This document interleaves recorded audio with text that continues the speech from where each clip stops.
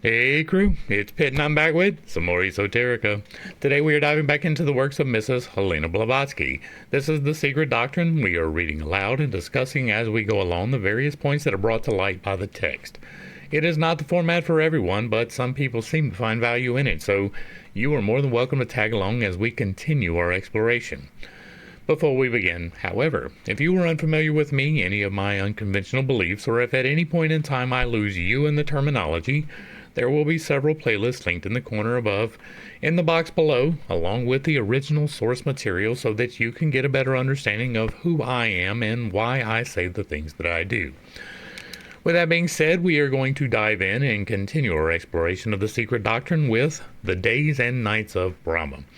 Now, this is going to be speculation. Just so we are clear right off the top, and I don't have to keep stopping because of it, nobody knows how long the day of Brahma is, right? Or even if there is a day of Brahma, there is speculation, and there is no problem with speculation. But to say that anything is firm and certain is foolish, to say the least. To say that you know exactly how long the period of Brahma is would be dumb. Like, just plain out, right? You can speculate, but to state it as a fact, you don't know. I believe in the 12,000 year disaster cycle. I believe that there is a 6,000 year intermittent opposite series, and all of that is explained in the 12,000 year disaster cycle. But I could be wrong. It is an assumption based upon scientific facts, but I could be wrong. And so because of that, I don't stand on it as firmly as other things. I fully believe that it's going to happen. I fully believe that it may be past my lifetime. It may be during my lifetime. I think we're probably 20 to 40 years away at a minimum. And so all of that is speculation. Every single point of it. This is going to be speculation as well. The entirety of the Days and Nights of Brahma. If that offends you, you're not going to enjoy this. This is the name given to the periods called Manvantara, Manuantara, or between the Manus, and Pralaya, dissolution. One referring to the active periods of the universe, and the other to its times of relative and complete rest. This is the first of the speculations. We do not know that there is a period of rest. We assume so. People talk about the Big Bang, and on the other side of the Big Bang would have been a period of rest, if there was nothing there. But we don't know that. We do not know that this is not just a turning over, a renewal, some different experience. All of that is a possibility. And so, again, speculation. And there's nothing wrong with speculation, right? I'm not complaining about it. I'm just pointing it out, right? I speculate all of the time. This work is a lot of speculation, but this in particular is taken as fact by a lot of people, just as much as there's only 6,000 years in creation is taken, or God created the entirety of the heavens and earth in 7 days is taken as fact. Those are not facts. Those are speculative. The book of Genesis was written well after any of the events that would have taken place in the creation of the planet. And no humans were here then. All of that is speculative. Every single bit of Genesis is a speculation or an assimilation of legends into something that is supposed to form a cohesive basis for a religion. This is the exact same thing. According to whether they occur at the end of a day or an age, a life of Brahma. These periods, which follow each other in regular succession, are also called kalpas, small and great, the minor and the maha kalpa. Though, properly speaking, the maha kalpa is never a day, but a whole life or age of Brahma. For it is said in the Brahma Vyavarta, chronologists compute a kalpa by the life of Brahma. Minor kalpas, as Samvarta and the rest, are numerous. In sober truth, they are infinite, as they have never had a commencement. In example, there was never a first kalpa, nor will there ever be a last one in eternity. And again, this leads into why I'm pointing out that it is speculation. Right? This is directly contradictory to saying that there is a day of Brahma. And again, that is not necessarily a bad thing. This is speculative.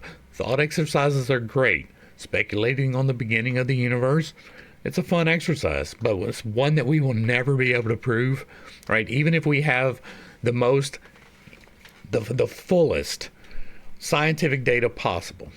All we can do with that data is speculate. No one was there to witness it. No one can be there to witness it, and anything that is intimating a witnessing of is speculation. One pararda, in the ordinary acceptation of the measure of time, or half of the existence of Brahma in the present Mahakalpa, has already expired. The last Kalpa, or the Padma, or that of the Golden Lotus, the present one being Varha. We will check out the footnote. There is a curious piece of information in the Buddhist esoteric traditions. The exoteric or allegorical biography of Gautama Buddha shows this great sage dying of an indigestion of pork and rice. A very prosaic end, indeed, having little of the solemn element in it. This is explained as an allegorical reference to his having been born in the boar, or Varahakalpa, when Brahma assumed the form of that animal to raise the earth out of the waters of space. And, as the Brahmins descend direct from Brahma, and are, so to speak, identified with him, and as they are at the same time the mortal enemies of Buddha and Buddhism, we have the curious allegorical hint and combination. Brahmanism of the boar, or Varakalpa, has slaughtered the religion of Buddha in India, swept it away from its face. Therefore, Buddha, identified with his philosophy, is said to have died from the effects of eating the flesh of a wild hog.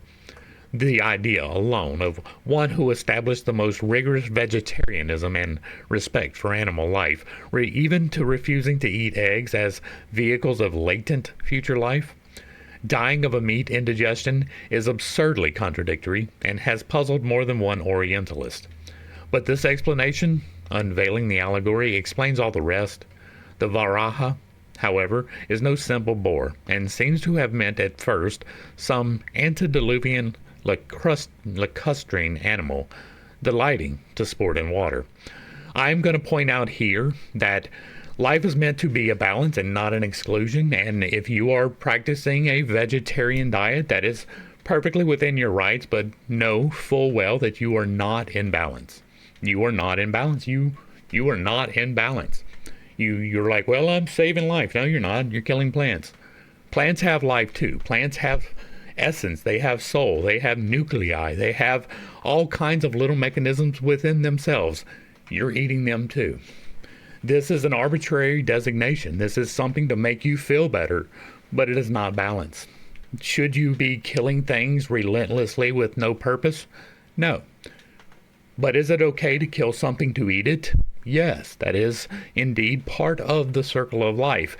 You are meant to eat both meat and plants. If you are doing the carnivore diet, you are not in balance. Either way, you are not in balance.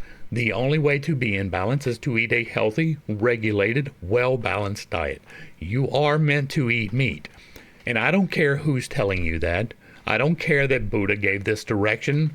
What is it, 4,000 years ago now? 3,000 years ago now? I'm not sure. It doesn't matter how long it has been a thing. It does not matter who told you that. It does not matter any of that. If you are not in balance in all areas, you are not in balance in any of the areas. You can strive for balance. It's okay to not be in for perfect full balance. That is a thing. You are free to express your will how you want to. But if you are not in balance, you can't do some of the other things, right? It's impossible to do some of the energy manipulation work if you're not in balance. It's just literally impossible. Your body will not do it. And so you can practice whatever religion you want. I'm not going to judge you. I'm here to expose things that I know to be true. And one of those things that I know to be true is if you are practicing the exclusion of meat in your diet, you are not in balance. If you are practicing not having sex for the purposes of spirituality, you are not in balance. If you are practicing charity to the point where you have no possessions, you are not in balance. You are not living to the fullest extent that you could be living, and you are not fulfilling the potential that you are put here for if you are not in balance. That is an important thing, and I know I probably just stepped on all kinds of toes, but while it is not intentional, it is not something I apologize for. If you are not in balance, you need to get in balance. It's not going to make a difference to me whether or not you are, but it will make an enormous difference to you if you are or not.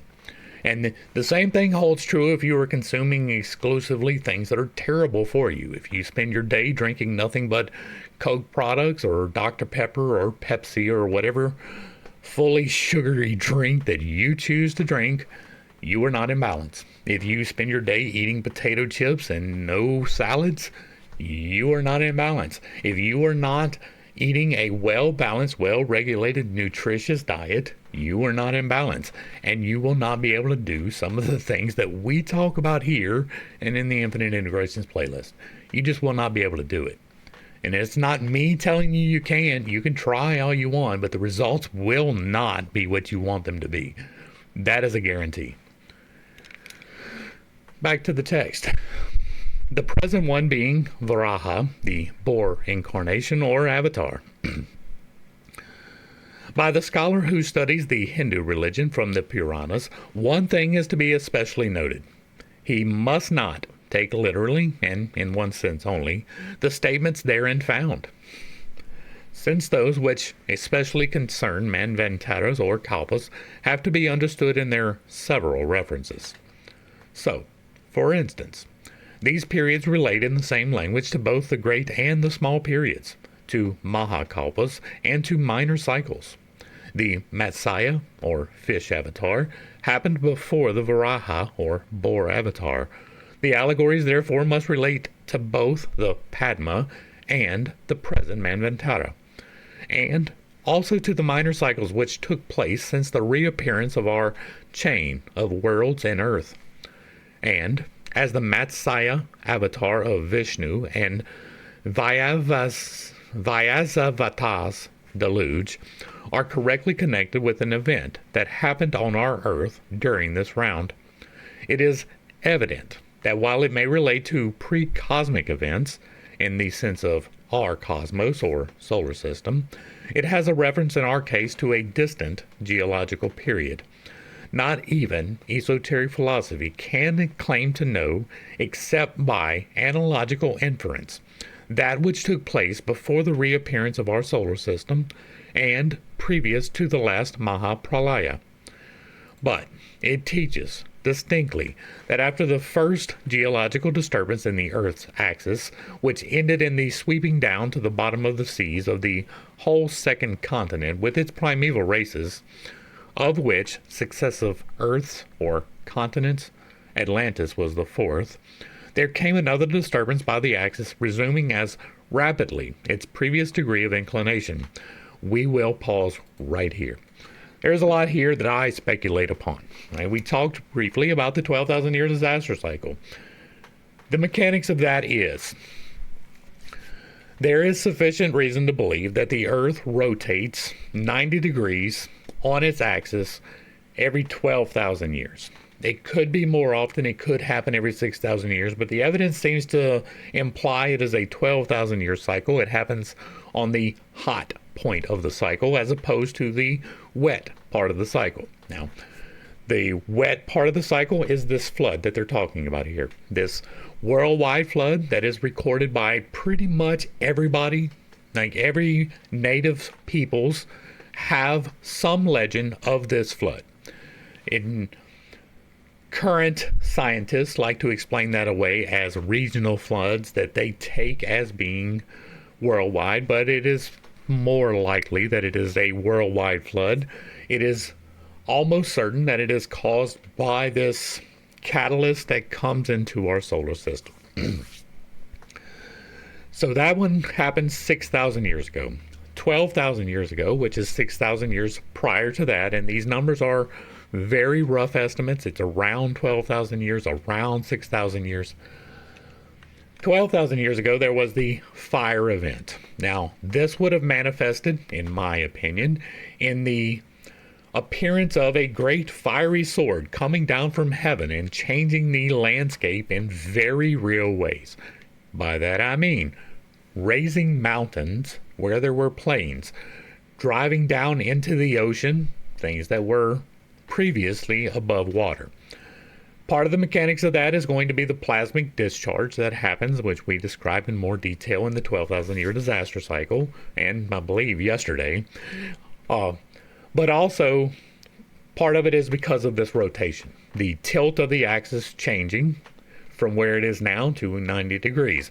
That would mean that the North Pole and the South Pole will be located approximately on the equator now. The areas of the equator now, some of them will be where the North and South Pole were. There is a way to predict these things. Other people have gone through the work of showing that, and in part that is in the 12,000 year disaster cycle video that I am going to link up here. This appears to be in line with that, right? Now, whether this is Atlantis was the fourth, that is a speculative point. We have done the works of Plato, part of the works of Plato, not all of them, but a few of them. Some of them was the Critias and Timaeus, and that is part of the Ancient Lore playlist, where they talked in detail about this happening and how there is a repeated cycle that the Egyptians knew about and the Greeks didn't, right? Up until Solon went to visit a relative in Egypt, and it was relayed to him, and then that got relayed through an intermediary to Plato, to Socrates, and then to Plato.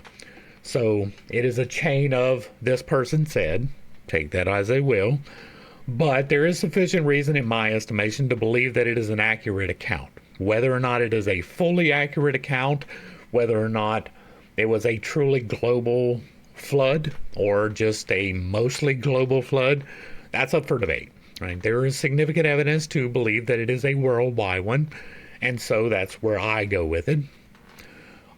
But this is leaning into that, right? When it's talking about there came another disturbance by the axis, resuming as rapidly its previous degree of inclination, that would be the shifting. That would be the turn. Now, that may happen every 6,000 years. That may be every 12,000 years. That particular mechanic is not as clear. It does happen, right? That is fairly clear. There is no way, right? There's no way that the continent of Antarctica had life in its current orientation, no matter how warm that the Earth got. But we do have evidence that there was, and by life I mean like plant eating, not penguins or things of that nature, but like there was mammoths, right? They found a mammoth frozen solid almost instantaneously because the food in his stomach was still fresh, where there should have been no life of that sort, right? There should not have been the capability for plant life in sufficient quantity to feed a single mammoth, much less many of them. Now, we only found the one, but it is almost certain that there was not just the one. There are many scientific proofs that lean into this. None of them are full confirmation, but many of them do indeed lean into this. That has been deliberately overlooked by the scientific community. They refuse to even consider the hypotheses. And so there are scientists that are performing exercises. They have done things that are replicable across, like it's not just my lab that can do this, but this lab way over here on the other side of the world that speaks an entirely different language, they can replicate this science. That has been done with this. And so I just want to point that out, right? That could be considered an age. Once again, we don't know the numbers, but it is closer to 6 or 12,000 years than it is 3 billion or whatever. But that is something to bear in mind as we go forward in this, that this does indeed seem to be leaning into the 12,000 year disaster cycle, even if she didn't understand that. Another thing to notice is isostasis, or isostatic pressure, which is this. The continental crust is somewhat flexible. I know that seems hard to believe because we have mountains, but if you put enough pressure on it, it moves a little bit. There is pressure placed upon the crust in the oceans, right? There is a whole nother level of crust outside of the continental crust, and it's more flexible than the continental crust is. We currently have a bulge as we rotate, right? The Earth spins, the globe that is the Earth spins and makes us, instead of a sphere, slightly ovoid. We bulge around the equator. That bulge around the equator is affected when the change happens, right? If you take the Earth and you rotate it this way, that bulge is going to move from where it currently goes to where the prime meridian is, for example, right? Around vertically as opposed to horizontally, because now everything's changed. And while we're still spinning in the same direction, the crust of the Earth slips and moves, and it's moving in the same direction, but now the cycle is focused in a different point, and the part that was the prime meridian is now the equator. So the pieces that are in lock right now will change. When it moves, the oceans will move, and part of that action is going to be some places rising up because they no longer have the pressure upon them, and some places sinking down because they now have new pressure upon them. That is probably what happened to Atlantis, right? That is most likely, through my speculation and the speculation of several other people, that is most likely what happened. When it talks about the kingdom of Atlantis being submerged underneath the waves in a single day, it is probably that and not some volcanic activity or things along that nature. What probably happened was that the Earth rotated. There's a great destruction. Most people die. And that the isostatic release that happened for what is now the equator sunk what used to be the prime meridian. And so now it is entirely possible, not entirely proven, but entirely possible that that is the mechanic that happened for that particular thing. And this leans into that as well, right? When it's talking about this degree of inclination, that is the tilt. All right. When the Earth was indeed raised once more out of the waters, and as above, so it is below, and vice versa. And that raised out of the waters, that absolutely leans into what we were just discussing. There were gods on Earth in those days. Gods, and not men as we know them now, says the tradition. As will be shown in Book 2, the computation of periods in esoteric Hinduism refers to both the great cosmic and the small terrestrial events and cataclysms, and at the same may be shown for names. We're going to pause again. This gods.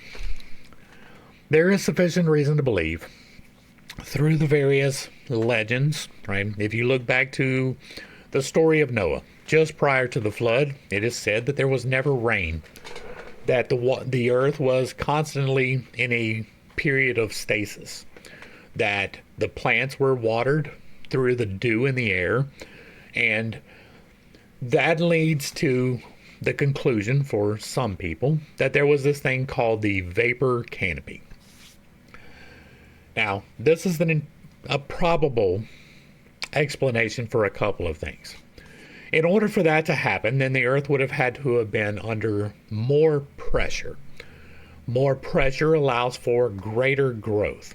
If you look at the sequoias, right, these are some really large trees. They outstrip anything else that we have by a significant margin. And they also predate most of our history. They are extremely old. It is entirely possible that they survived from the period of the vapor canopy.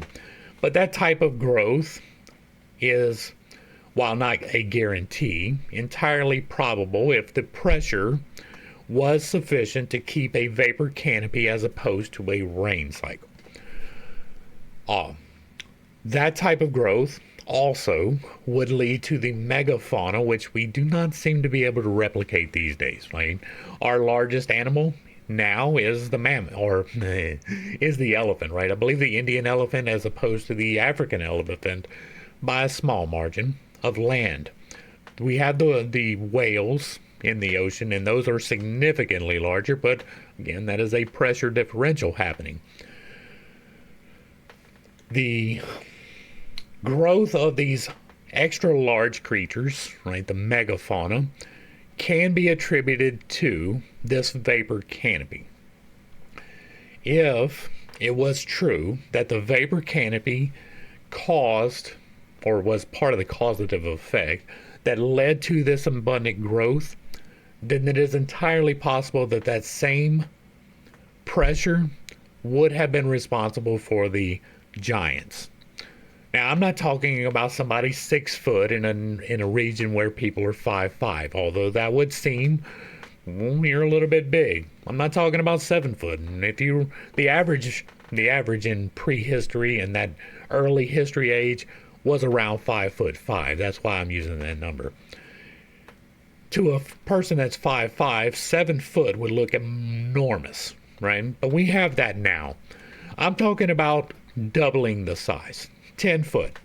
Doubling of size is significant, right? It is not just up, but mass-wise. The squared cube law comes into effect. For every bit you go up, you get twice as big out. And so these would be significantly larger than the population otherwise, the following populations. They may have had an extended life, which would lead to some of the God appellations to them. Now, I do not believe that any of them were gods, right? I don't believe that they were this divine being that came and created. They were probably something that was created and placed here. They may have even been involved in the evolution that we have had. That is all speculation. I believe that God created us as we are, not these people. But other people do believe that. And so this is an important hypotheses to bear in mind as we're reading through this and we see things like that, right? If it is referring to in the days of old, before the Kalpa changed, there were gods, it is entirely possible that that was the same period that got rid of the megafauna. There would have been survivors, even able to breed on the other side of it, but the conditions for life would have been extremely harder for them once the vapor canopy was gone and we had a rain cycle. Again, that is all speculation, but it is not entirely baseless speculation. There are really good reasons for believing that, and once again, I refer you back to the 12,000 year disaster cycle. For instance, Yudhishthira, the first king of Sasya, who opened the Kali Yuga era, which has to last 432,000 years. See, this is the speculative numbers that I'm talking about. I don't pull 12,000 years out of my ass. I don't pull 6,000 years out of my ass. Those numbers have a scientific meaning behind them. There are less scientific explanations for the numbers that are contained in here, right? This 432,000 years. We will be doing the Rig Vedas. We will see what they say and how they explain these things there, because I don't think we're going to get it here. But this number does not seem like a correct number to me, but again, it is speculative. Any of them will be, and so you can speculate anything you want. But to say that it has to last 432,000 years exactly, that's going to be a problem for me. Back to the text. An actual king and man who lived 3,102 years BC applies also, name and all, to the great deluge at the time of the first sinking of Atlantis. He is the Yudhishthira. That is a footnote. According to Colonel Wilford, the conclusion of the Great War was BC 1370. According to Bentley, 575 BC. We may hope, perhaps, that before the end of this century, the Mahabharatian epics will be found and proclaimed identical with the Great Wars, with the wars of the Great Napoleon. Okay, these numbers are almost certainly incorrect, right? Again, it is speculation. None of us were there. It was not recorded accurately. But there is no reason to believe it was 1370 BC. Like, as far as I am aware, there are no reasons, much less 575. There does not appear to be any reason to believe that it was that short. Most likely it was 4,000 years BC, which would be 6,000 years from now, right? 4,025. That is a rough estimate as well, right? Our 2025 is a rough estimate brought into play well after the period in which we base it upon. Nobody is sure of the exact date of the birth of Christ. That is important to remember as well, right? We were not told that Christ began his ministry at 33, as far as I am aware, right? Not in the biblical text. It may be contained in some extra biblical text. Most of those were Gnostic in origin. 33 is an important number to them. It is entirely possible that they fit that together so that it would fit together. We do not have an accurate year zero. So anything based upon that is going to be speculative. There is no reason to believe it was 575. There is no reason to believe it was 1370. It was much more likely 4,000. For reasons. And again, I refer you to the 12,000 year disaster cycle. All right. He is the Yudhishthira, born on the mountain of the 100 peaks at the extremity of the world, beyond which nobody can go. And immediately after the flood, see Royal Asiatic Society, Volume 9, we know of no flood 3,102 years BC, not even that of Noah. For, agreeably with Judeo-Christian chronology, it took place 2,349 years BC. And, pause. There is no reason, as far as I am aware, outside of making it fit with Hebrew Scripture, to believe that that number is correct. It is much more likely that it was 4,000 years ago. Or 4,000 years BC, not 2,300. That is a full, 1,700 years short. There are sufficient reasons, in my estimation, to trust the 6,000 years. Now, you don't have to. You don't even have to go back and watch the disaster cycle. But I have reasons. This is based entirely upon a story which was stolen from other people. You don't have to like that, but it's true. Noah's story, his 3 children, he had his name changed, but they didn't. It was Upishtanam. I'm not great with those names, but it was recorded in the Sumerian epochs. There is a tablet that talks about this before Moses.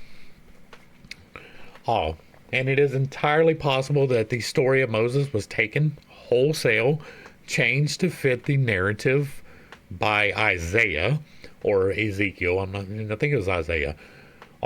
Around that time period, to bring together a harmonious Jewish people.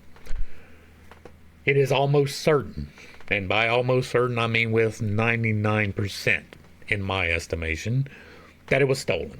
That it came from these tablets, was adapted as necessary for the Jewish people to create them as the chosen ones. So there is no reason, as far as I am aware, outside of the Old Testament to believe this number at all. And there are many reasons to doubt the veracity of the Old Testament, especially the first 5 books.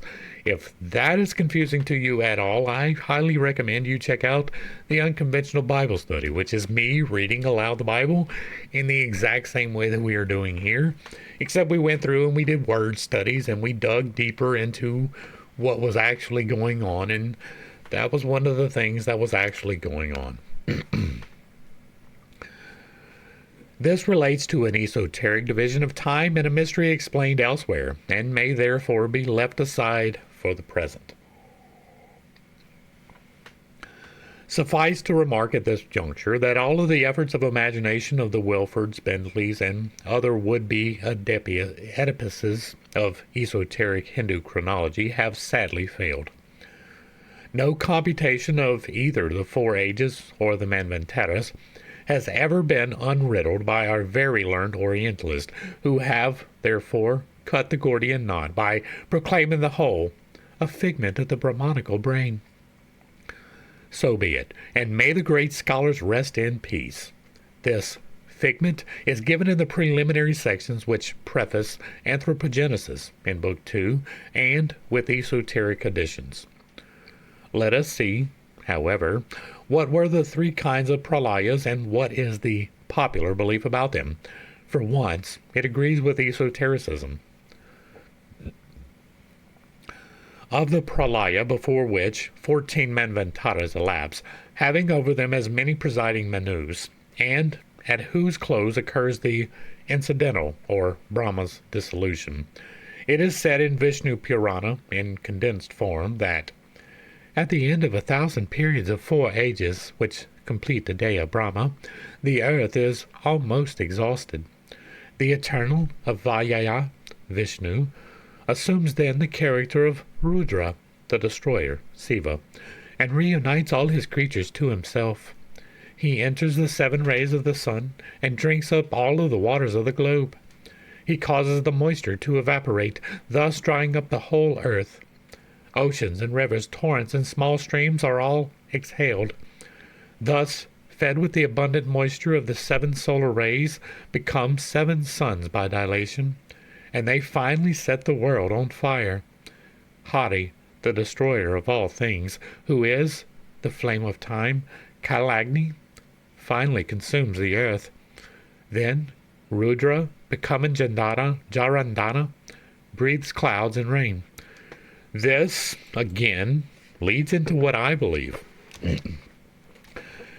If there was a vapor canopy, that would be relatively similar to the moisture to evaporate all of the waters of the globe, right?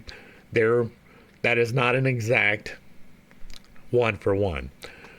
But if this was the process by which the vapor canopy was formed, then this is much more likely, right?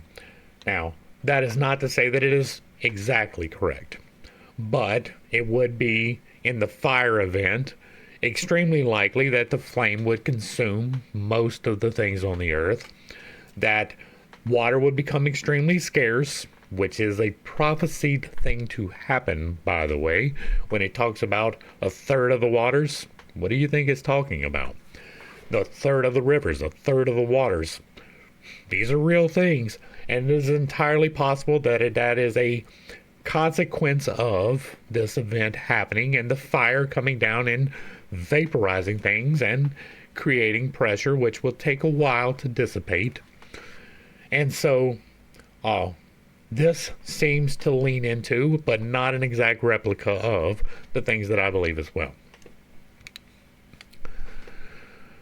There are many kinds of pralaya, but 3 chief ones are especially mentioned in an old Hindu book, and of these, as Wilson shows, the first is called Nayamitika.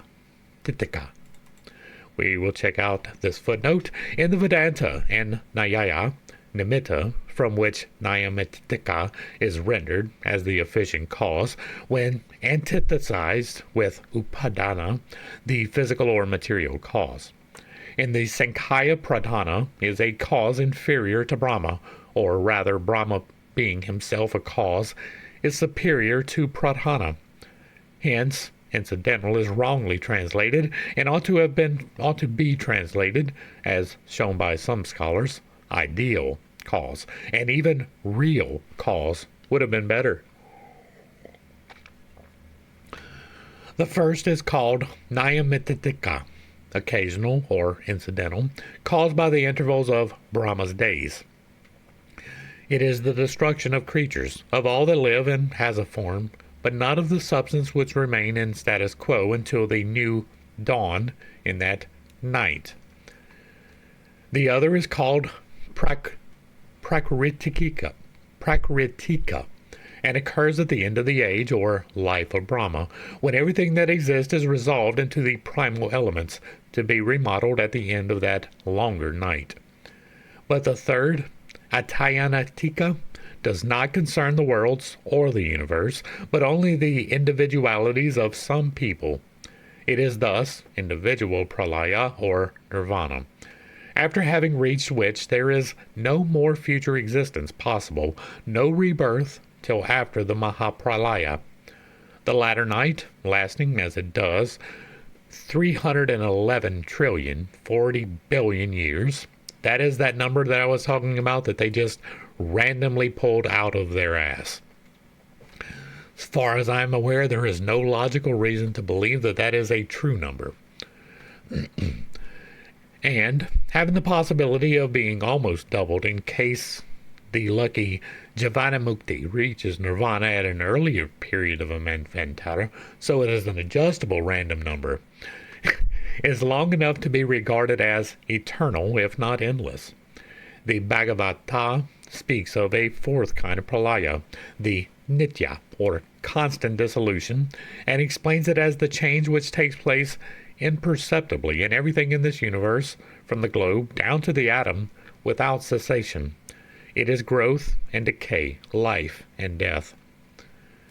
When the Mahapralaya arrives, the inhabitants of Swarloka, the upper sphere, disturbed by the conflagration, seek refuge with the Pitris, their progenitors, the Manus, the seven Rishis, the various orders of celestial spirits, and the gods in Maharloka.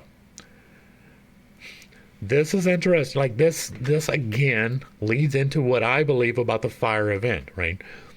I believe that most of humanity dies. That is a thing. But that some of humanity is guided, probably by these sixth or seventh dimensional creatures, to a place of refuge. The Hopi talk about when the flood came, they were brought into a cave and they lived there for a long time. And then, when the flood was gone, they were led out into the real world, or the upper world. That is not isolated to them. There are many of these type of things. The ark being one of those type of things, right? You create this vessel that does the same thing as leading you down into the cave where the water is vapor locked from getting to you. So, this is guided by something, probably the seventh dimensional creatures, the guardians and the guides, the angels, demons, aliens, however you want to refer to it. That is probably linked to that. It is entirely possible that if they did that for the flood, they did that for the fire, right? This is saying that in no certain terms, but definitely by intimation that the disturbed by the conflagration, seeking refuge with the Pitris, their progenitors, the Manus, the seven Rishis, right? All of that is intimating that they were led somewheres where they would be safe from the conflagration. That is the exact same thing as the ark building. Now, I don't believe that there was a single ark. I do not believe that there is a chosen people, but I do believe that a person can be chosen. Anyone who is working for the betterment of creation can be chosen by the Creator for special significance. That has happened, right? Buddha being one, Jesus being one. I'll even grant Muhammad to a limited degree. There have been others, right? Mother Teresa, right? These are people who are examples to us, even though they are imperfect examples, almost certainly because people are imperfect. So it is entirely possible, in my estimation, speculating, that they were guided in the exact same manner as the peoples who survived the flood were. The casting out of Eden by an angel and the subsequent flaming sword that comes down and makes it where you can no longer return to Eden, to me, is an allegory for this. You were guided out of the danger zone, much like Sodom and Gomorrah, and then this fire comes down and consumes things. To me, there is no contradiction in that, right? I fully believe that all of those things are possible, and so, for me, speculatively, it fits. When the latter is reached also, the whole of the above enumerated beings migrate in their turn from Maharloka and repair to Yanaloka in their subtile forms, destined to become re-embodied in similar capacities as their former when the world is renewed at the beginning of the succeeding kalpa. Now, I fully believe, right, speculatively that the 12,000 year disaster cycle is a thing and that it is imminent, right? I don't believe it's going to be tomorrow, but it is most likely going to be in my natural lifetime.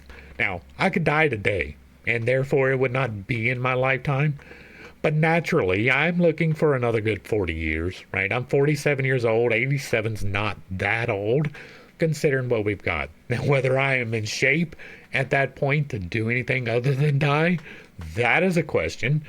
But I do believe that it will probably be in my lifetime. Whether that's 20 years from now or 40 years from now, there are, again, significant reasons to believe that that is relatively close to the time that it will happen. And so this, again, reinforces the things that I already believe. Now, part of that is cognitive dissonance, right? You look for the things that you want to find, but hopefully I've managed to navigate that particular problem better than most people do, right? I am more objective about my speculations than many people are. And so while I fully believe that it is a possibility and even probable, I'm not going to tell you that it will be in 27 years. Right? There are people out there that will do that. The thing that other people will throw is nobody knows the day or the hour. Well, you don't even know what you're talking about, first off. But you're also told that while you will not know the day or the hour, you will absolutely know the season and the sign. And so when the sign appears, know that the season is here. And I fully believe that this period, right, one of the reasons why I don't believe that it is now is because there will be a clearly visible sign in the sky. The sign of the coming, of the return of the Son of Man. It will be like a head with crowns and horns. And it will be visible to everyone. Nobody will be able to not see it as long as the sky is clear. And it will not be an hour, right? It's going to be there. It's going to be there for days and weeks and months. And we will watch it grow and slowly get larger, and people will get scared shitless. If you are unaware of what the abomination that causeth desolation actually means, abomination is a thing that should not be. Desolation is great fear, right? Fear and destruction, but fear primarily, and destruction is bringing the fear. So when you see this thing that should not be in the sky and everyone is trembling in fear from it, that will be the sign of the abomination of desolation. It has nothing to do with a temple. It has nothing to do with someone offering a sacrifice in that temple. Back to the text. These clouds, mighty in size and loud in thunder, fill up all space. Nabhastala goes on Vishnu Purana, Book 6. Showering down torrents of water, these clouds quench the dreadful fires, and then they rain uninterruptedly for 100 years, divine, and deluge the whole world, solar system. Pouring down in drops as large as dice, these rains overspread the earth and fill the middle region, Bhuvaloka, and inundate heaven. The world is now enveloped in darkness, and all things animate or inanimate having perished, the clouds continue to pour down their waters, and the night of Brahma reigns supreme over the scene of desolation. And again, just to point out, this leads into what I believe. Again, it can be cognitive dissonance, and if you believe it is, let me know. But I don't. Right? It does seem that they are describing the exact same things that I'm talking about in the 12,000 year disaster cycle. The timing of it is up for grabs. I'm not that firm on it. I doubt, but it is not entirely impossible that this fire and flood overlap for this reason.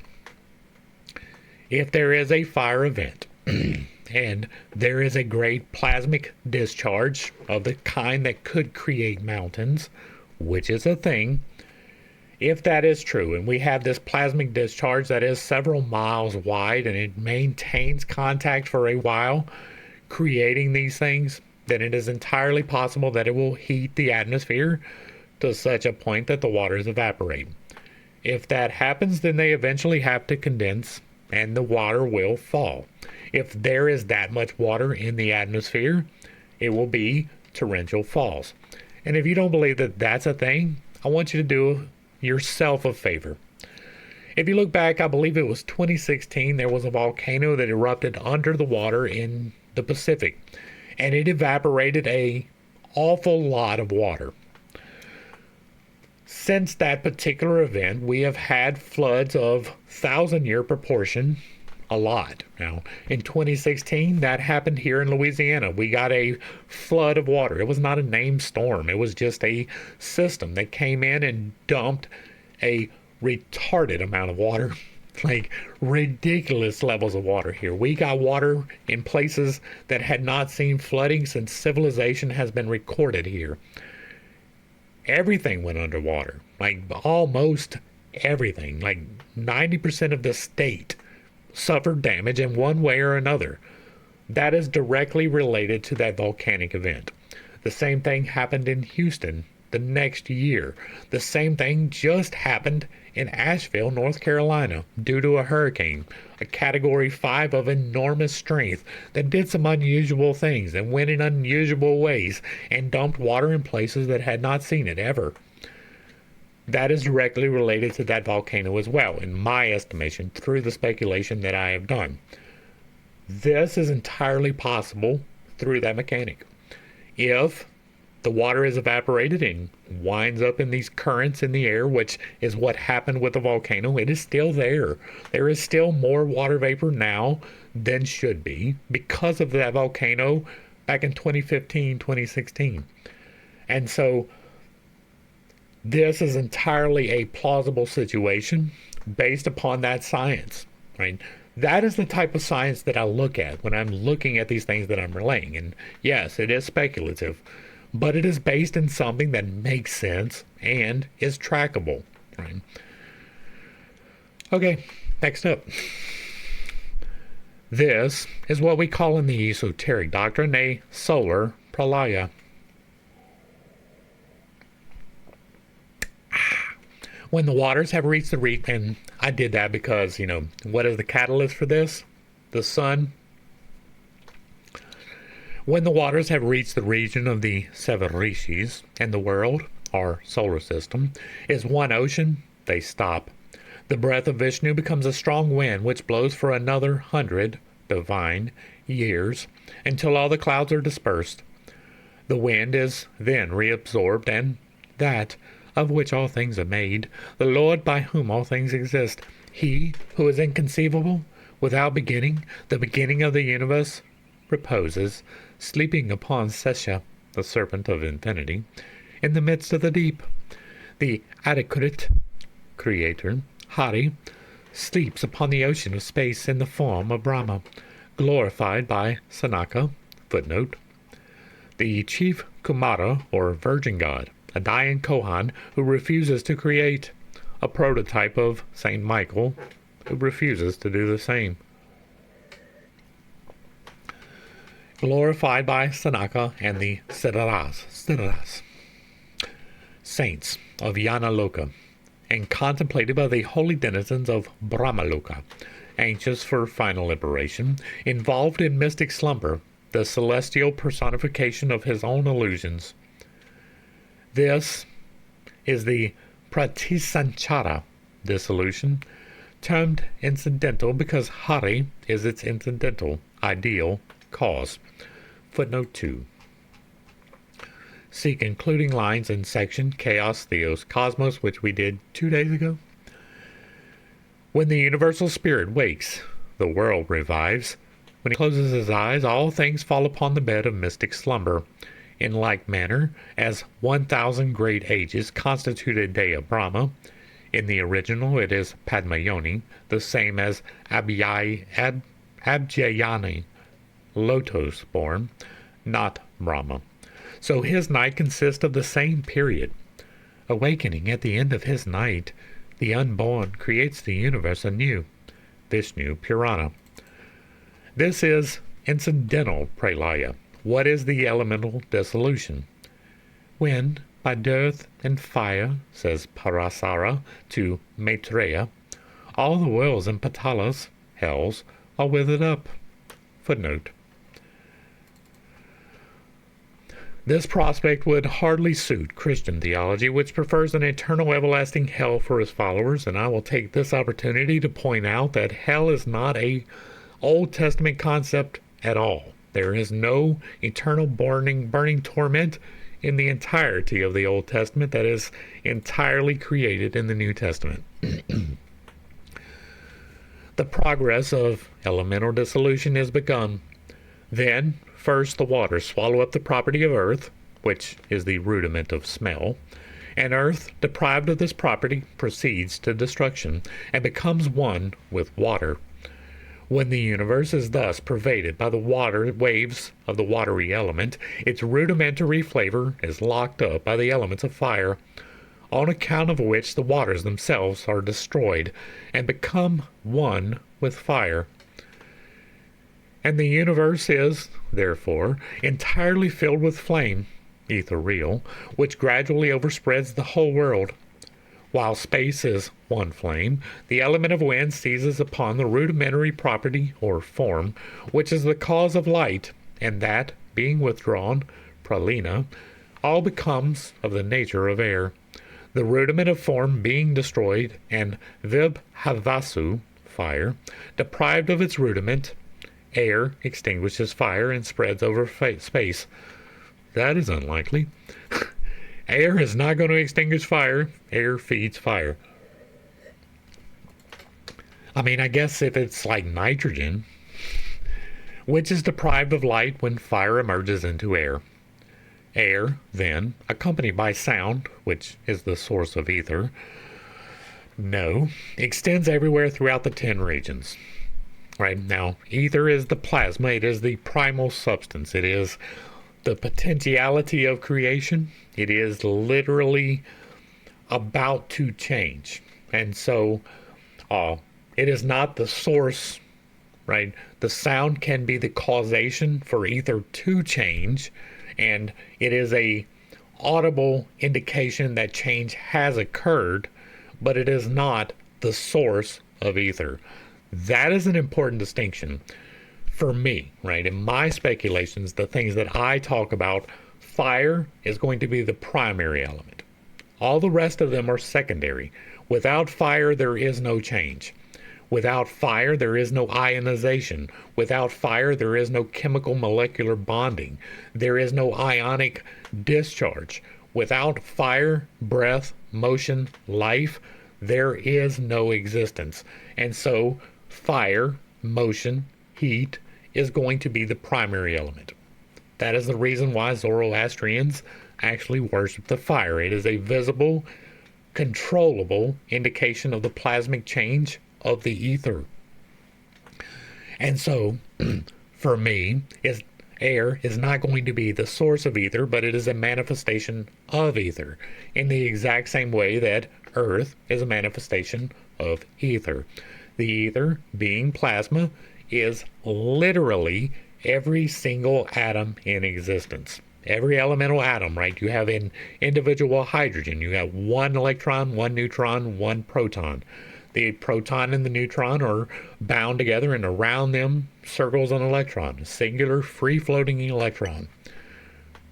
All three of those pieces are part of the plasma, as well as the space between those. The electron circling around the nucleus is held in place by the plasma. It is a function of electromagnetism, right? Or it is the cause of the function of electromagnetism, which is probably a better way to say it. And so it is the foundation for material reality.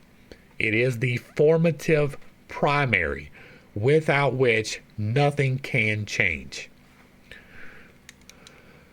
Back to the text, which is the source of ether, extends everywhere throughout the 10 regions. And this 10 I'm interested to know about, but I don't know that it is well explained. Right, we have the 7 worlds. That is explained a lot. This 10 is not, right? I have a reference, right? The Picatrix we are definitely going to get into, although I am almost certainly going to step on toes that will probably try to cut my head off. We are going to dive into that because supposedly it has an explanation for the 10, and I am very interested in that. Everywhere throughout the 10 regions, until ether seizes upon cohesion, spersa. Its rudimental property, by the loss of which air is destroyed, and ka remains unmodified, devoid of form, flavor, touch, spersa, and smell. It exists, embodied, multitidiumat, and vast, and pervades the whole space. Akasa, whose characteristic property and rudiment is sound, the word, occupies the whole containment of space. Then the origin, noumena, of the elements, Bhut Tati, devours sound, collective demiurgos, and the host of Dayan Kohans and all the existing elements. Footnote. The term elements must be understood here to mean not only the visible and physical elements, but also that which St. Paul calls elements, the spiritual, intelligent potencies, angels and demons in their manvanteric form. To me, this is not going to be correct. Right? There are 7 planes of existence outside of the divine, in my estimation, the theory of spiritual evolution. The 6th plane is the elementals. These are the beings that have the capacity to see through time but not understand what it means. They can give you information, right? Many of the mediums and spiritualists, as we discussed in Isis Unveiled, they are in contact mostly with this level, right? The disincorporated spirits of humanity, people who are clinging to existence past the point of when it should be, as well as the fundamental creatures that are called elementals, the salamanders and sylphs and nymphs and things of that nature. They have the capacity, if you are correct in your approach, to give you answers of things to come or things in the past. There are problems associated with that, right? You can only interpret according to what you know and those things. But they are mostly just viewing tools, right? They can see, well, there's this event that happens, but they don't understand the why of the event happening. The 7th plane of existence is going to be the ones that actually understand it. They do have the capacity for the time, right? They know this thing is happening well into the future, and they know why. That is a major separation between the two. So, for me, the elements are not going to be the angels or demons. They are going to be the sylphs and the elementals. The angels and demons are going to be on the next level of existence, right? The just below the divine level of existence. That is purely speculative. That is my best guess. All right. And like this guy, St. Paul, I don't listen to much of what he says. Elements are at once merged into their original. The primary element, consciousness, combined with tamasa, spiritual darkness, is itself disintegrated by Mahat, the universal intellect, whose characteristic property is Buddhi, and Earth and Mahat are the inner and outer boundaries of the universe. Thus, as, in the beginning, were the 7 forms of Prakriti, nature, reckoned from Mahat to Earth, so these 7 successively re-enter into each other. Footnote 2. When this description is correctly understood by Orientalists in its esoteric significance, then it will be found that this cosmic correlation of world elements may explain the correlation of physical forces better than those now known. At any rate, the Ossiphist will perceive that Prakriti has 7 forms or principles, reckoned from Mahat to Earth. The waters here mean the mystic mother, the womb of abstract nature in which the manifested universe is conceived. The 7 zones have reference to the 7 divisions of that universe, or the noumena of the forces that bring it all into being. It is all allegorical. Alright, back to the text. The egg of Brahma, Sarva Mandala, is dissolved in the waters that surround it, with its 7 zones, dvipas, 7 oceans, 7 regions, and their mountains. The investure of water is drunk by the fire. The stratum of fire is absorbed by that of air. Air blends itself with ether, akasa. The bhutadi, the origin, or rather the cause of the primary element, devours the ether and is itself destroyed by Mahat, the great, the universal mind, which, along with all of these, is seized upon by Prakriti and disappears. The Prakriti is essentially the same, whether discrete or indiscrete. Only that which is discrete is finally absorbed by and lost in the indiscrete.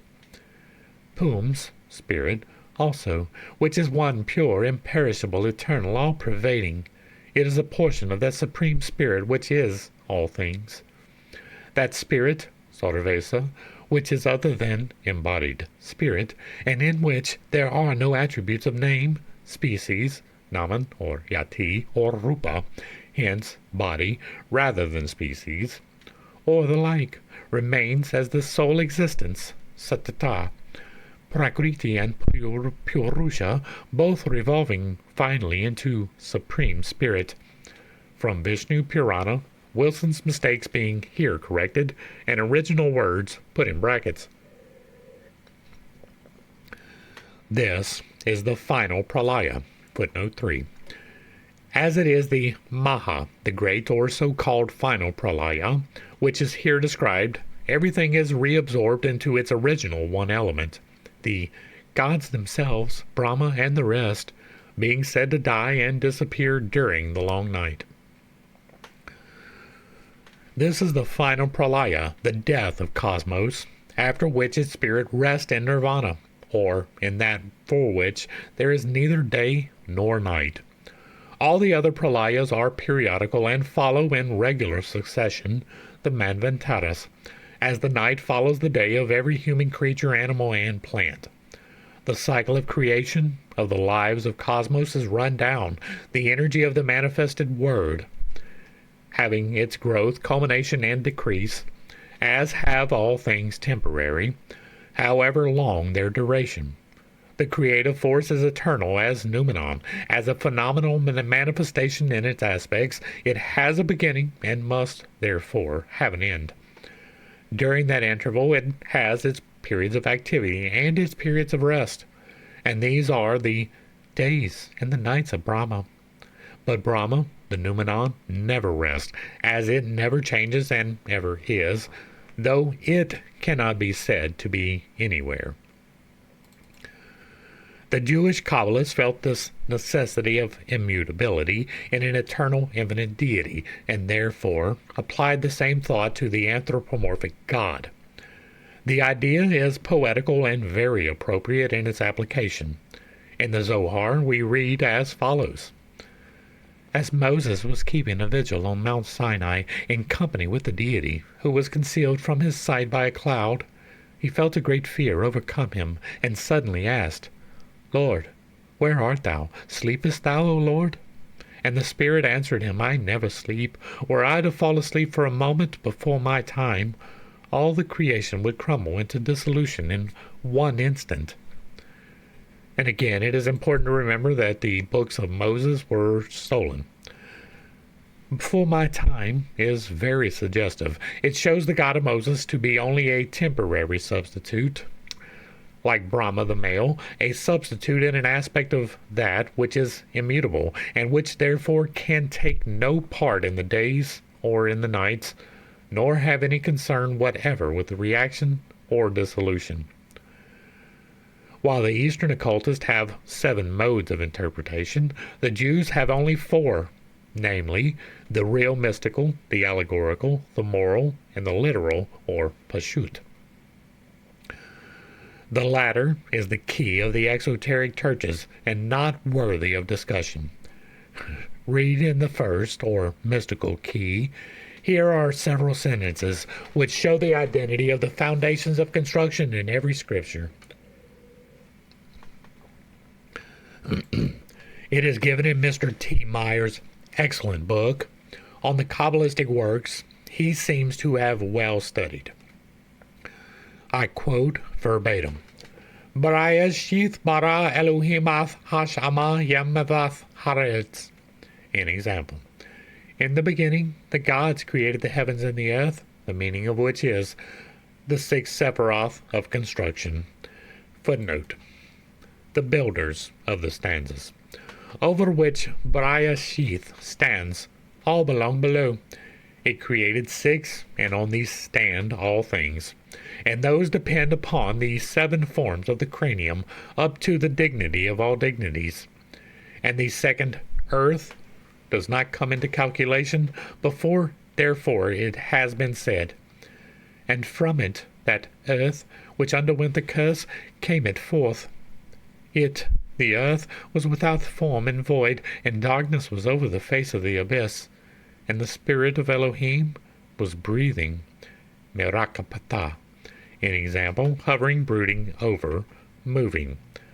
13. Depend on 13 forms of the most worthy dignity. 6,000 years hang, are referred to, in the first 6 words.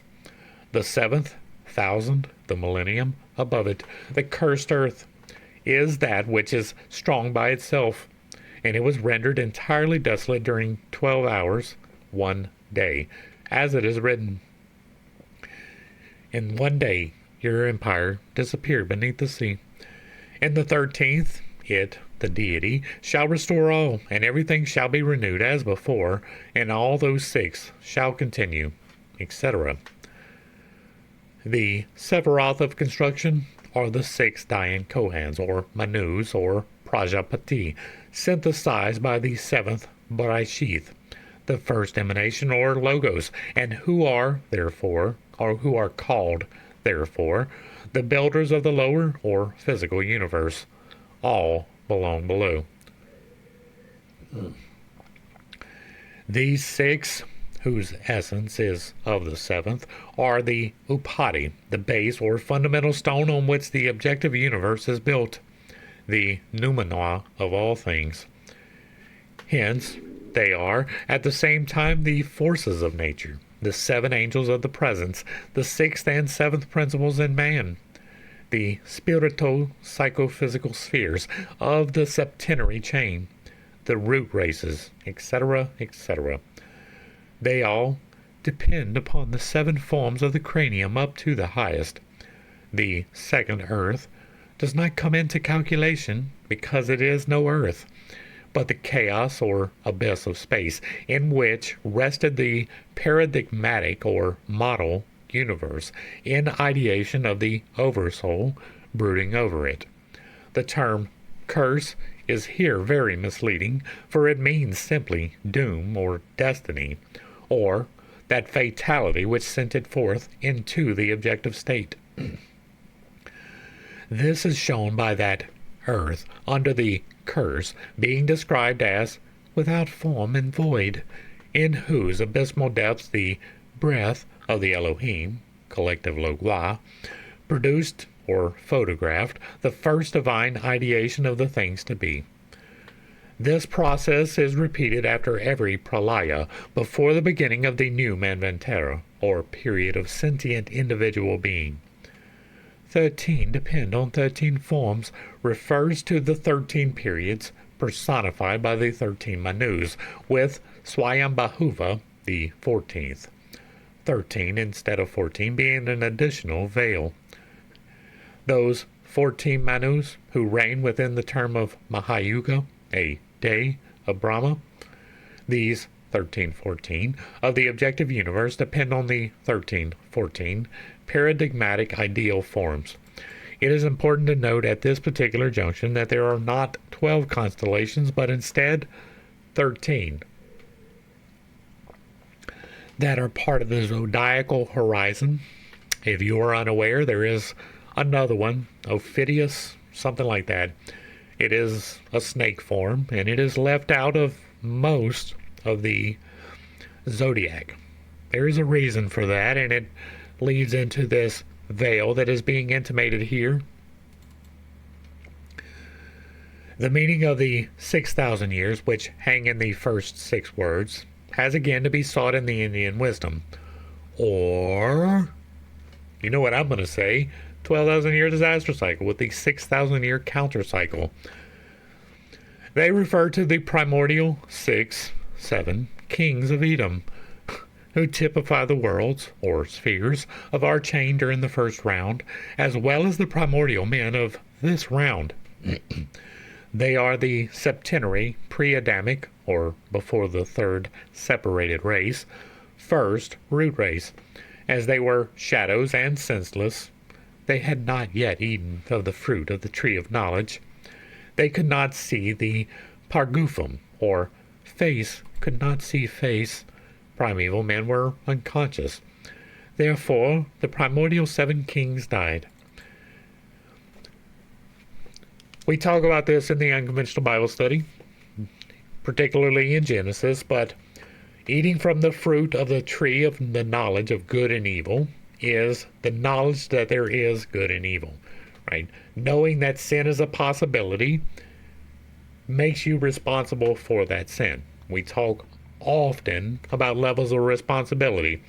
Not as much as I had expected, because there's not as much meat in this, but when I give out information that can lead to misuse, whether that be energetic direction or other things, I make sure to point out that you are responsible for the knowledge that you have.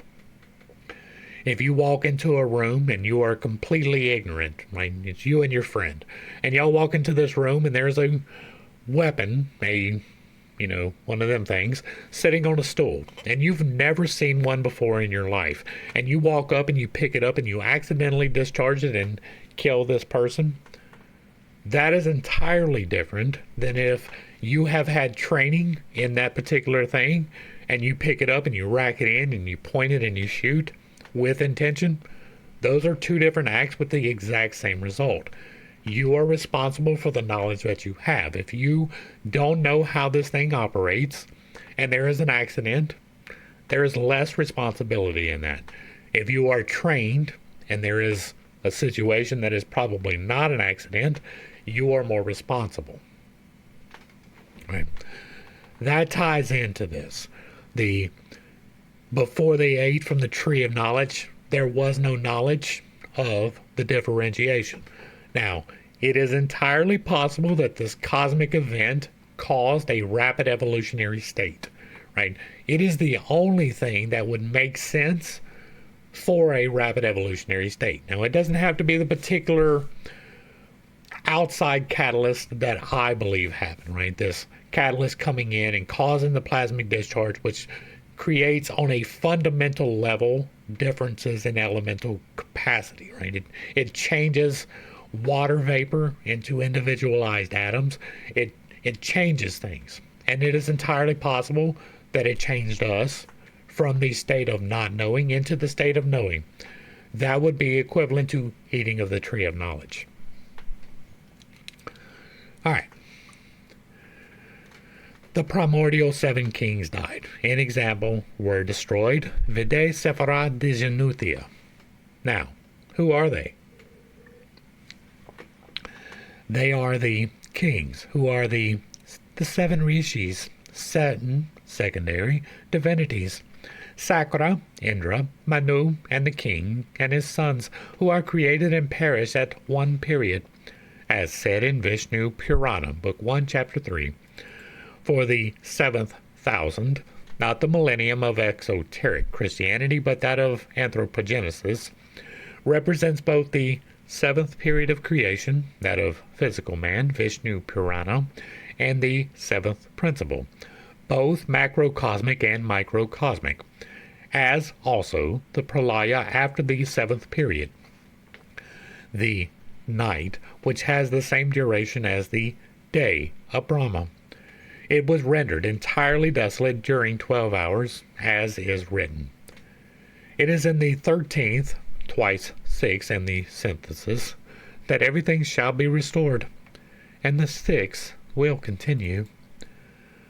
Thus, the author of the Kabbalah remarks quite truly that long before his, Ibn Gebirol's, time, many centuries before the Christian era, there was, in Central Asia, a wisdom religion, fragments of which were subsequently existed among the learned men of the archaic Egyptians, the ancient Chinese, Hindus, etc., and that the Kabbalah is most likely originally came from Aryan sources through Central Asia, Persia, India, and Mesopotamia, for from Ur and Haran came Abram and many others into Palestine.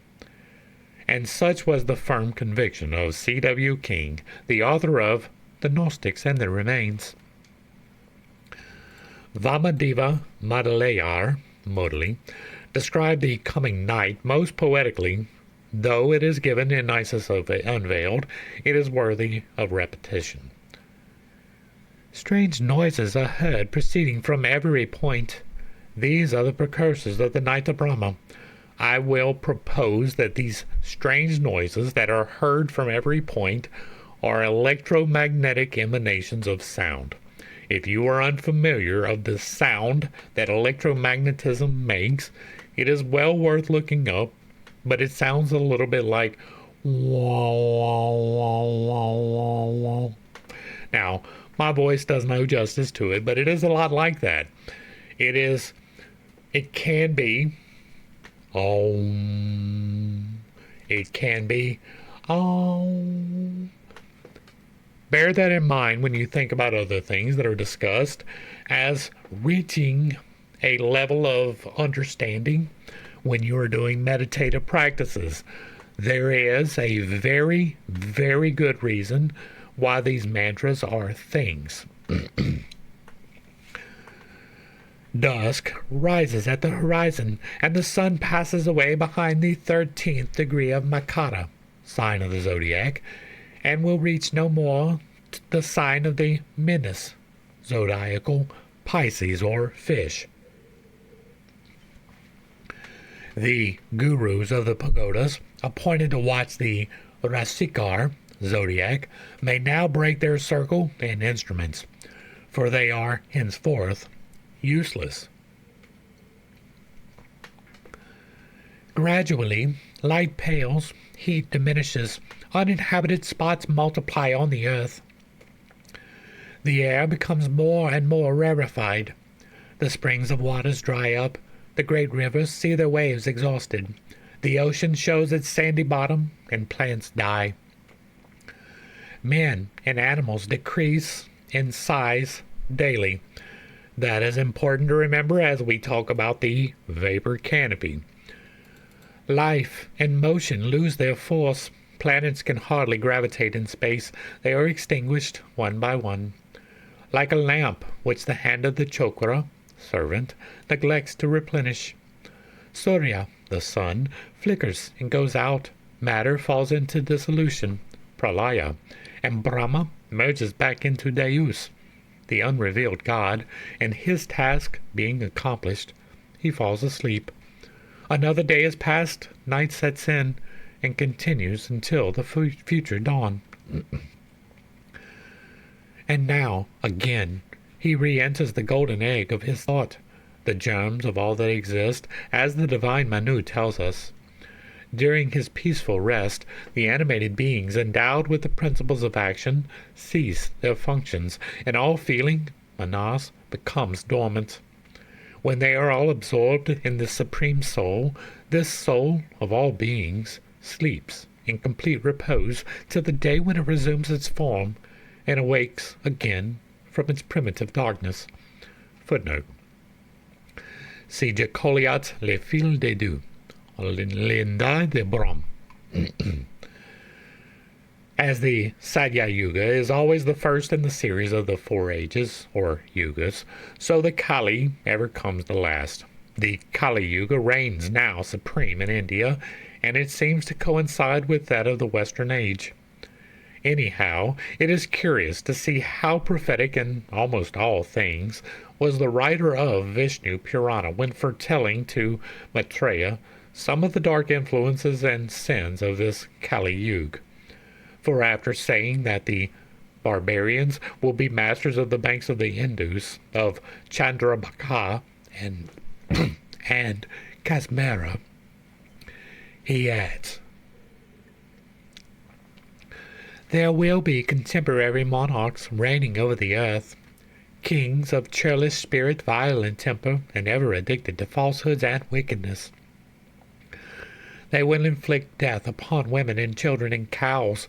They will seize upon the property of their subjects and be intent upon the wives of others.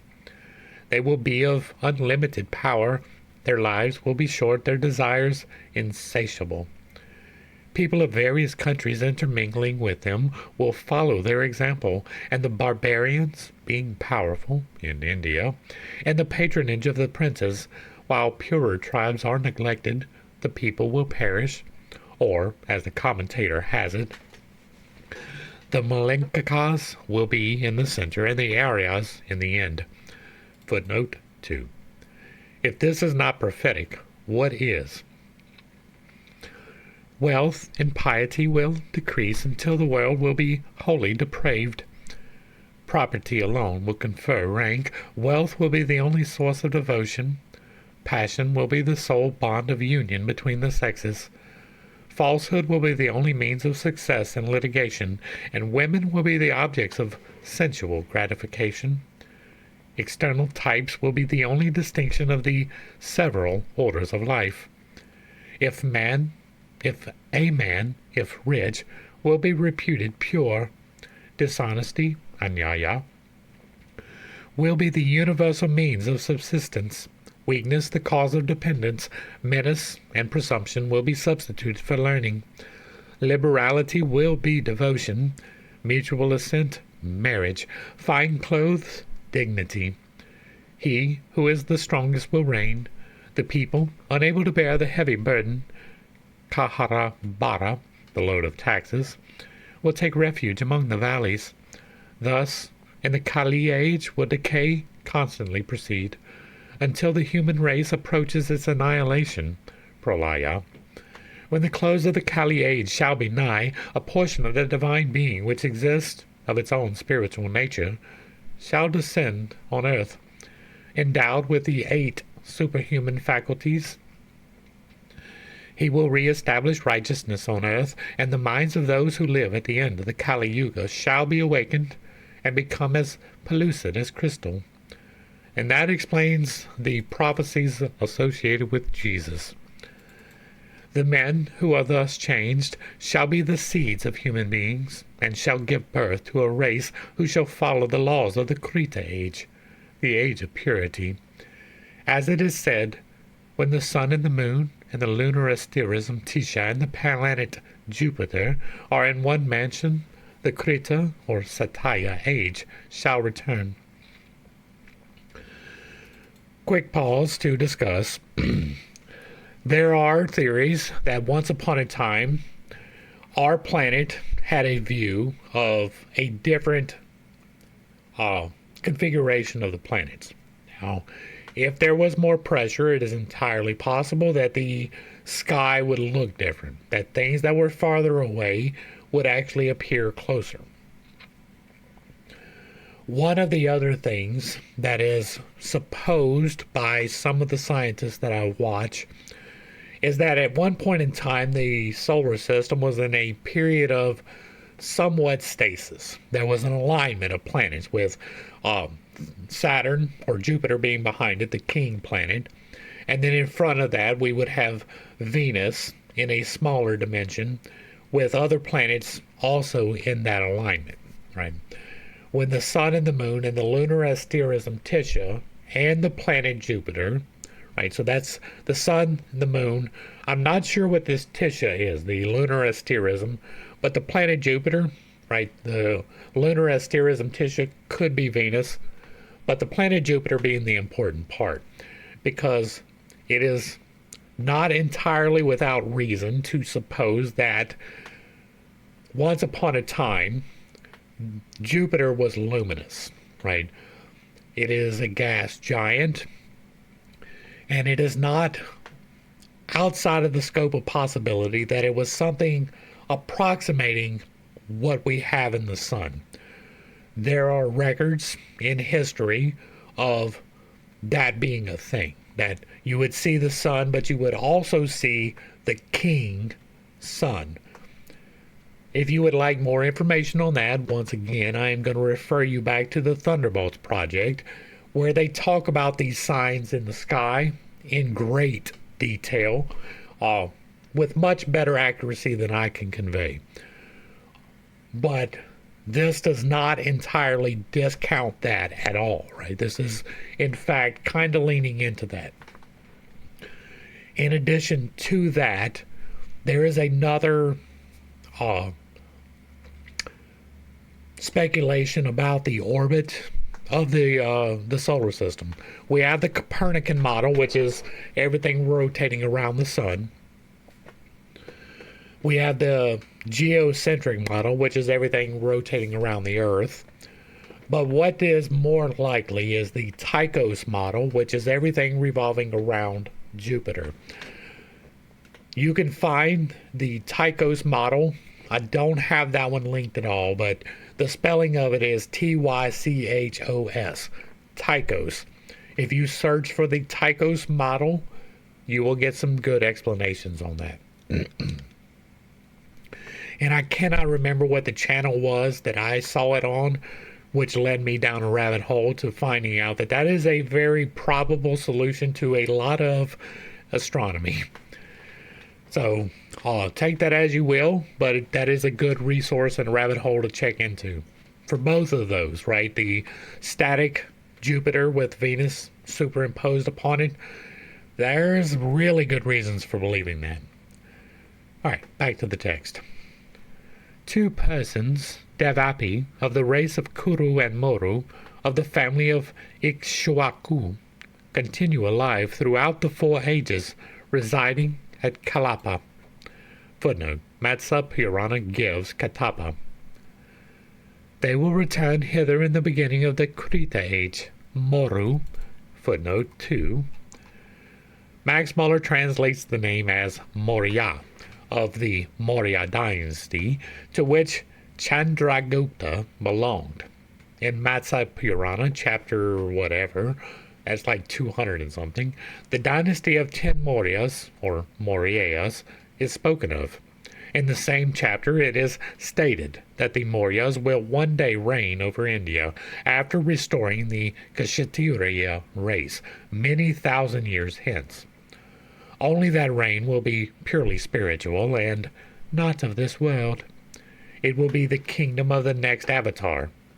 Colonel Todd believes the name Maurya, or Mauryas, a corruption of Mauri, a Rajput tribe, and the commentary on Mahanvansa thinks that some princes have taken the name Maurya from their town called Mauri, or, as Professor Max Muller gives it, Maurya Nagara, which is more correct after the original Mahavansa. Vak Aspataya, we are informed by our brother, Devin Badhor R. Raghunath Rao of Madras, a Sanskrit encyclopedia, places Kalapa on the northern side of the Himalayas, hence in Tibet. The same is stated in chapter 12, Skanda of Bhagavata. Maru, the son of Siguru, through the power of yoga, is still living and will be the restorer of the Kshatriya race of the Sola dynasty. Footnote 3. The Vayu Purana declares that Moru will re-establish the Kshatriya in the 19th coming Yuga. See 5 years of Theosophy. Whether right or wrong with regard to the latter prophecy, the blessings of Kali Yuga are well described and fit in admirably even with that which one sees and hears in Europe and other civilized and Christian lands in full. And at the dawn of the 20th century of our greatest era of enlightenment. And that is going to bring us to the end of this particular section. Hopefully I brought a little bit of enlightenment and not too much confusion to a somewhat difficult set of topics. I understand that I hold some unconventional beliefs and that I have a tendency to step on toes when I relay those. It is not intentional, but it is not something that I apologize for. I am here to try to help bring clarification where I can. Some of that clarification must necessarily come through speculation. The things that I speculate upon, I like to have a fairly firm foundation for that speculation, right? If I cannot be shown the reason for it, or if we cannot work out the reason for it, it's hard for me to place value in it. That's why I'm giving such a hard time to the number 10, right? It is pushed, but I don't really have a whole lot of reason for it to be pushed. I'm hoping that that will change and that I'll be enlightened and I will learn something new. But as of yet, I have not. Many of the numbers that are being speculated about here, even by me, cannot be firmly convinced, right? But there are reasons to dismiss some of these numbers. We do not know some of these variables. 6,000 years seems to be a fairly good one for reasons that are outlined. 12,000 years, again, seem to be fairly good outlined reasons. That is from multiple sources. That is through scientific experimentation with reproducibility. It is not entirely speculative, but my assumptions from that scientific data is speculative. Many of the things in here lean into the things that I believe, but I don't want to just take that and run with it, right? I add that to the knowledge that I have, and yet it still remains speculative. Keeping the thought that speculation is not bad, but it is not necessarily true, is an important thing to do. If you like what I'm doing over here, let me know down below. Give me a like, share, a sub. Throw me a comment. If you agree or disagree with anything that was discussed, drop it in the comments. And if it remains respectful, it gets to remain up. If there is another work you would like to see me discuss in the manner that we are doing here, drop that in the comments as well. We will get to it. If you really like what I'm doing over here, hit me with that super thanks, because the bills do not pay themselves. And to the crew, thanks for hanging out. I appreciate every single minute that you are here with me, and I am praying for you every single day. Until next time, I love you. God loves you. You are perfect, whole, and complete, just the way that you are. And this has been Pitt's Take. Peace.